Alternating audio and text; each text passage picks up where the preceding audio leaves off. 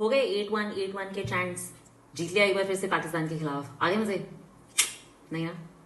See, there was a time when India versus Pakistan matches didn't start with studios, with stats. They started with butterflies in your stomach, with a tightening of the chest, with history, with the realization that anything could happen. Think back to Centurion 2003. Pakistan set up a massive score of 273 for India to chase. And you've got Sehwag and Sachin facing the likes of Wasim Akram, Waqar Younis, Shoaib Akhtar, who are coming at them relentlessly with fury.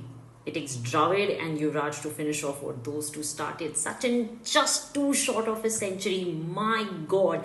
India didn't just chase runs that day. They chased away ghosts. Or rewind further back to Chennai 1996, that famous episode between Venkatesh Prasad and Amir Sohail. Amir Sohail hits Venki for a boundary and then very cockily points and tells Venki where he should have a fielder. How does Venki Prasad answer? Clean bowls Amir Sohail. I mean, no director could have staged drama that perfectly. That was the essence of India versus Pakistan in 1990s and early 2000s. Pakistan were a formidable side. They were often more naturally gifted, they were frequently unpredictable, and they were basically capable of beating India on any given day. Bilateral contests between the two countries were tense, bruising, emotionally exhausting. You couldn't bear to watch, you couldn't bear to step away, and yet, when it came to ICC tournaments, India somehow almost always found a way to win.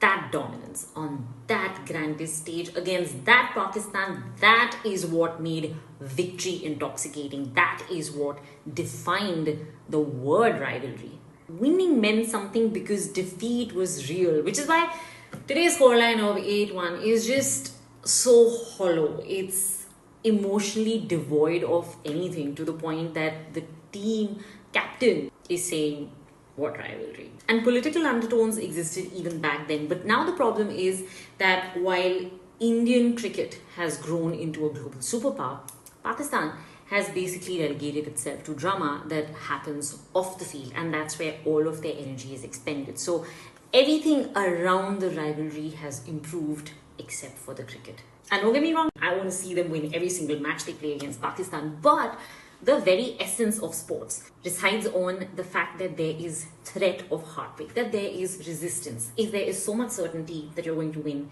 then where's the contest? Well, no matter how broadcasters try to wrap it up and sell it to us, we all know that it's a curated event in a very crowded calendar. The greatest India versus Pakistan matches were defined by tension, and that tension is what we miss, while still savoring the victory.